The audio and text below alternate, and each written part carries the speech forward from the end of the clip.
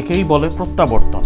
জিম্বাবুয়ের ব্যাটসম্যানরা যখন বাংলাদেশের বোলারদের কড়া শাসন করছিলেন, তখনই একটি ঘটনা বাংলাদেশের জন্য আশীর্বাদ হয়ে আসে। জিম্বাবুয়ের রান তখন 2 উইকেটে 162। 91 রানের জুটি গড়েছেন উইলস ও উইলিয়ামস। 50 পেরিয়ে যাওয়া উইলসের হঠাৎ হ্যামস্ট্রিংয়ে টান পড়ে। মাঠ ছেড়ে উঠে আসা বাদে তার আর কোনো উপায় ছিল না। সেখানেই জিম্বাবুয়ের ছন্দপতন।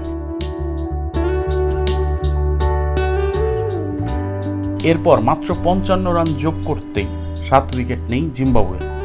বাংলাদেশের এই দুর্দান্ত ফিরে আসার পেছনের নায়ক তাইজুল ইসলাম 60 রানে 5 উইকেট নিয়ে জিম্বাবুয়েকে একাই নাড়িয়ে দিয়েছেন এই বাঁহাতি স্পিনার। টেস্ট ক্রিকেটে 16তম বারের মতো পেয়েছেন 5 উইকেটের স্বাদ। এছাড়া দলে ফেরা নাইম হাসান পেয়েছেন 2 উইকেট। তাতে প্রথম দিন শেষে 9 উইকেটে জিম্বাবুয়ের রান মাত্র 227।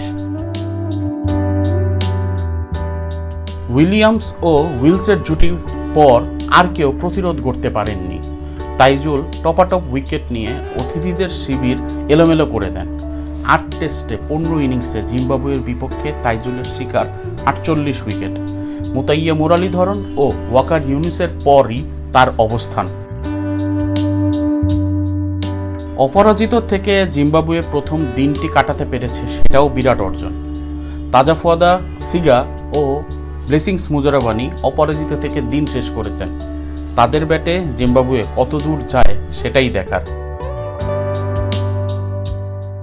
বাংলাদেশের দারুণ প্রত্যাবর্তনে জিম্বাবুয়ে প্রথম ইনিংসে খুব বেশি দূর যেতে পারবে না, এ কথাটা তো বলাই যায়।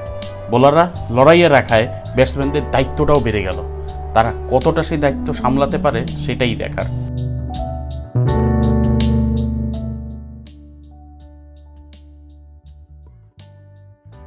ওয়ালটন আবারও মিলিনিয়ার অফারে ওয়ালটন ফ্রিজ কিনে আপনিও হয়ে যেতে পারেন মিলিয়নিয়ার। মিলিনিয়ার ছড়াছড়ি দেশ জুড়ে, এটা শুধু ওয়ালটনই পারে।